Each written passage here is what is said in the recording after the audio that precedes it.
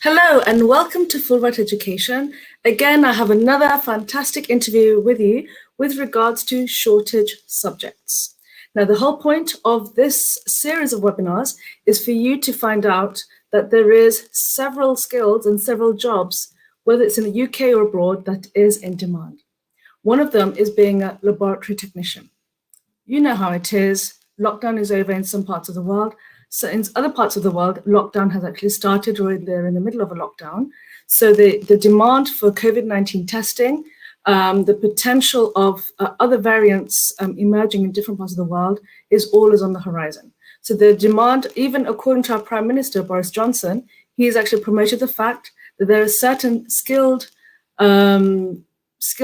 sectors which actually is very much in demand in the UK, especially, and also around the world, as you know. So what's that got to do with us? Well, at Fulbright Education, we actually will help you with a UK university admission. So if you think that this is the career you would like to go into, then you just need to contact me. Now, my email address is here. It was there. It'll come back, so don't worry. It should come here. It's very slow. We need to increase the speed. Right, it says, oh, where is it? There it is. afsana@fulbrightheducation.com, Fulbright with one L. If you want to visit our website, it's fulbrightheducation.com. Okay, right, now to our guest. Our guest is Chris, who is a colleague of mine. I've known him for a very, very long time. And basically, he works as a laboratory technician at the college that I work at. So just to give you a bit of an introduction, I'm just going to save him from blushing. So I'm just going to tell you a bit about his background. So his degree was actually in biomedical sciences. As you know, Fulbright Education is an authorized partner for De Montfort University, and biomedical sciences is actually one of the courses at De Montfort University. A big plug there. Okay, so after graduation, he worked in a biomedical sciences lab in the NHS, the National Health Service, which is the main health service in the United Kingdom, and his specialism was in histopathology. If you'd like to know more about what it is, write in the comments and ask Chris yourself what histopathology is. Okay, so after working for the NHS, he decided that he'd support educational sciences and even considered teaching. And then it turned out that he actually enjoyed working behind the scenes in science, supporting the front of house delivery of the fantastic teaching staff at our college. Right, in terms of his skill set, it's very, very broad.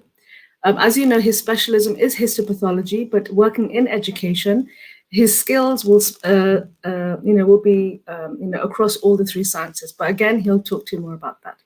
Okay, right. So let's get the tab. Without further ado, let me introduce you to Chris Towers. Hello. Chris. Hi. How are you? I'm fine, thank you, Afsana. I'm fine, thank you. How are you? Good. I'm fine, very well. Now I'm very well. Right, now that you're here, I'm happy. So basically, I just want to know, what are you up to now? Are you on holiday? Is it the summer holidays now for you? Yes, yeah, I'm on holiday at the moment and enjoying some of the weather that we've got. So it's all right. It's very, very good. Brilliant. So basically, there will be, let's see, we have some comments already. Oh, hello, Assalamu alaikum from Facebook, Muhammad Mohsin. Thank you for coming. Right, so basically, let's start with the questions. Now, what I've done is I've actually written them down for you. So the first question, Chris, is how did you become a laboratory technician? Everyone would like to know. I became a laboratory technician because the industry that I was working in, the NHS, was going through a restructure, and it gave me an opportunity to reflect on the skills I had, right, and whether I wanted to pursue a teaching option. Owing to the fact that I have a biomedical science degree, I was able to get a job as a technician working behind the scenes in education. And as a result of that, I really, really enjoyed working in the labs behind the scenes, supporting the front of house delivery of all the teaching staff. And that's kind of where I've got to, and I really, really enjoy it, and I really recommend that to anyone who wants to be a technician or thinking of science. The behind the scenes qualifications are fantastic for a science technician for laboratory work. It's really good. It is. Would you be able to... Yeah, sorry, Sorry. Chris, please continue. Yeah. In terms of how I actually sort of became it, I went through a process of an interview process, and they looked at my credentials, and it was a competitive market back then. Owing to the fact that I have a biomedical degree with honours attached to it, it made it much more easier for me to fit into the post of science technician. Right. Because I had that little bit extra skill base and knowledge base because I had an accredited degree. Yes. I was going to say, was your degree accredited? So it was by the, is it Yeah, the IBM? yeah, Right. the IBMS, yeah, the Institute of Biomedical IBMS. Sciences. Yes, yes. So basically, ladies and gentlemen, if you'd like to work as a laboratory technician, it helps to have it if the course is actually accredited, because it's a stepping stone. It's recognized by the NHS. And would you recommend NHS as a good employer, Chris? Because that was where you work, actually. The NHS are a good employer, and especially at the moment in time, a lot of science technicians are probably needed within the industry, across all sectors as well. But That's owing to the fact that we've had a very difficult couple of years with the COVID crisis that we've had, it makes sense for a strong skill base of technicians to be in place, especially in the NHS, in order to support either further drug development or medication drug development, in the light of the fact that we have perhaps new variants on the market, which may take longer for us to adapt to. So if we have all those people, of which if any of our guests are interested, they should pursue an educational qualification within the science background in order to reinforce those areas, because we need people. We do. UK needs it. It's the whole world needs it. Yeah. So NHS is just one employer, but like you said, you can work in several sectors. So teaching sector, or even the private sector, where many private companies have actually promoted their vaccines, and there's a workforce behind those vaccines. So there are a lot of whether it's private or public, there's a demand everywhere. No, I totally agree. Right. So that's fine. So what kind of things do you do on a day-to-day basis? So if anybody would like to know what would you do as a laboratory technician, what kind of things did you get up to? Okay. So as a laboratory technician working in education, it might be slightly different to certain sectors in the industry, but the general rule is that you carry out health and safety aspects of your job, making sure that you are safe as a technician, but also that that you're working safe with your colleagues and your team members. We use a system of health and safety that's given to us from an industry sector called CLIAPS, and CLIAPS help with all the hazards and risk assessments that's necessary in often school sectors, of which their depth and breadth of knowledge is vast. You can ask them for any help to do that particular job. It's also working with the teachers to make sure that the practicals that the students want to take on board still have industrial skills. So everything that I teach, everything that I support in the teaching aspect is consistent schemes, practical skills, which the students will need when they move on to their industrial sector. So effectively, everything that I've learned, I convey to the teaching staff, and the teaching staff convey that onto their students. So as a result, we have a consistent skill base being delivered to all of our students.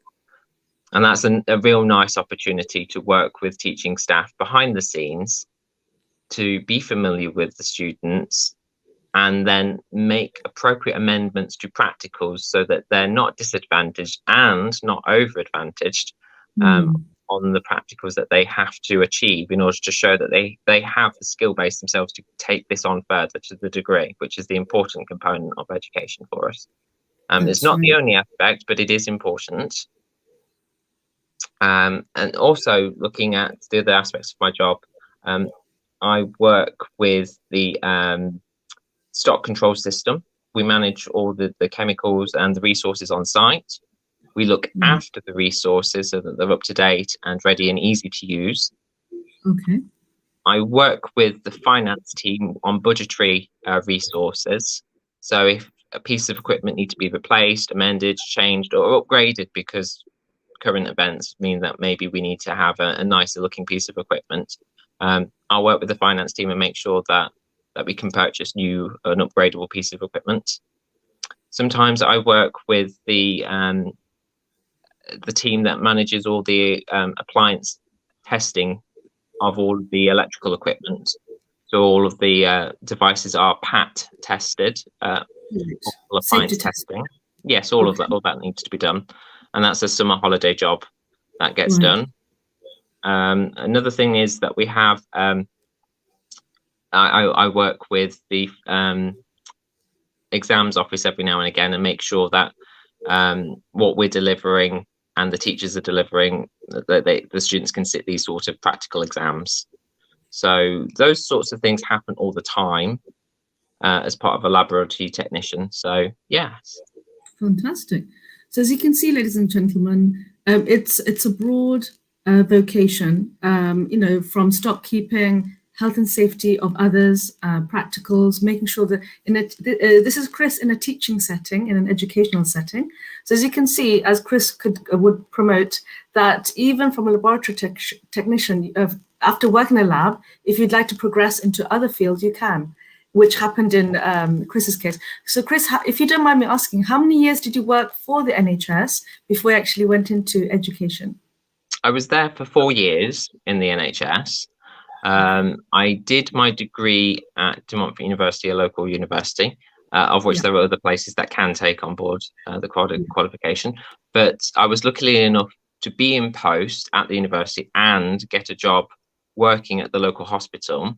So whilst I was doing my degree, I was also able to easily get my accreditation, because some of the skills that I was learning within the university, I could then use directly and show evidence for that in a portfolio at the local hospital. So as a result, when I finished my qualification, I walked away with a portfolio which gave me the extra honorary component. So that was exceptionally good. Brilliant. So as you can see, Chris did a degree in biomedical sciences, and there are many, many practical aspects of it. So if you feel that this is the kind of course in the UK, if you are learning the sciences, there is a massive practical element, which is very much the case because your job is very much practical, as Chris explained in his particular job description.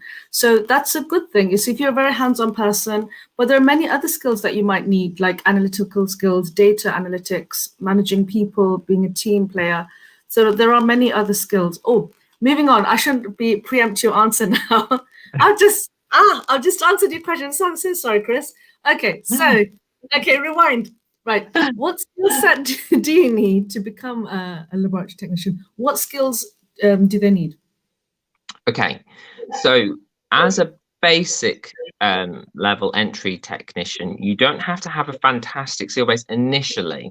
However, that's the biggest industry's downfall, in my opinion. The best part is that you have a good, sound scientific background, that you have that ability to systematically go through methodology and work out errors and how to improve the scientific outcome.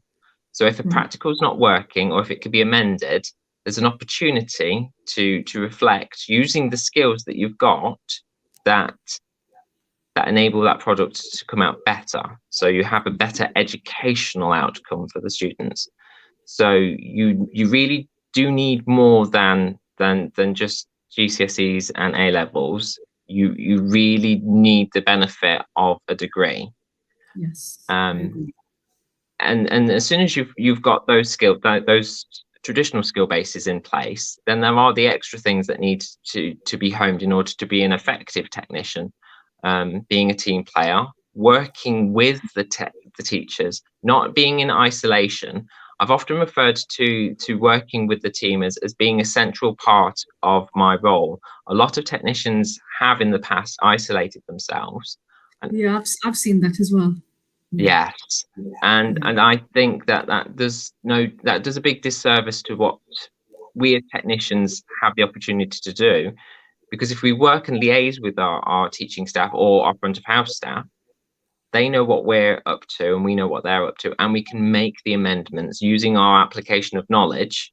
Yes. And we can share good practice and produce a better educational product. And so really being a team player, working methodically, consistently, being aware of sound practices that are up to date, working within the confines of health and safety, but to deliver and to continue to deliver and not be put off by the health and safety of good practicals, so that the next generation of students going through the education sector reap the benefits for that, and as a result come out with a fantastic qualification of which the technician contributed to the teacher's delivery of that component. Yes. We always say, don't we say this, Chris, at work, that you guys are the backbones of the department. Without you lot, we can't do our job. So it's what do you call it? Mutualistic benefit. So we need them and they need us. So we all work together. We're like glue. We always work together. And that's how the lessons become more engaging and the students learn from there. And that's the whole point of this game, to make sure that the students build on their skill set and to move on to become scientists or laboratory technicians. No, that's brilliant. That's very, very concise. Right. So basically, I did have one more question and I can't find it right now. Let's have a look. Oh, this one. Right. So would you recommend Fulbright education for international students? I would. If students are looking to go into the science profession anyway, you can go to yourself, Afsana, and the Fulbright education system, and look for getting a degree, especially something in the biomedical sciences or any science background really. I'm probably a bit biased because obviously I did the biomedical science. Yes, so did I. So we're both biased. So so it's a fantastic opportunity to not just dabble in science, but also to experience the vast opportunities that medical science has to offer. So there are many courses and credentials within the biomedical science wing, of which I did the histopathology component. I really recommend that. But there are many other components in there. Brilliant. Well, thank you, Chris. Well, as you can see, Chris is here. He used to be a laboratory technician working for the NHS, and later on he moved into the educational sector, and that's where we know each other from the same workplace. But I just wanted to say that, as you can see, Chris is a perfect example of showing the skill set needed to become a laboratory technician. As I said earlier, with COVID testing being on the increase, we need more. We need them more now than ever before. Wouldn't you agree, Chris? I would definitely agree with that. That's a fantastic statement. We do need more confident and strong scientists coming through the sector. Definitely. And it doesn't matter if it's there is a shortage in the United Kingdom. And for that very reason, Chris, there's a website called gov.uk website. If you just Google shortage occupations or shortage skills, Chris, you won't believe it, laboratory technicians are there. So there is a demand, and the UK government is actually trying to encourage students from overseas to come to the UK, to become UK trained, homegrown laboratory technicians to work either for the UK or in their home country. And as you know, ladies and gentlemen, in the vaccine race, UK was at the forefront. We are very proud of our vaccines and the rollout, and it's been very effective to date. Obviously, there's our pros and cons, and there's a lots of negatives and positives about it. But overall, it was a worldwide effort. In the United Kingdom did play a role, and I'm sure Chris will agree with me that laboratory technicians did play a big part in that discovery. Brilliant. Well, thank you so much, Chris. I really appreciate your time. I don't know if you realize, guys, like he said at the beginning, this is his summer holiday, and he actually took out his personal time to actually come to have a chat with me, to you guys. So just to promote British education and to become a laboratory technician. So thank you so much, Chris. Oh, thank you for having me. Thank you ever so much for this opportunity. Thank you. You've been great. Thank you very much. I'll see you soon. Thank you. All right. See you in 2 weeks. Bye. Bye.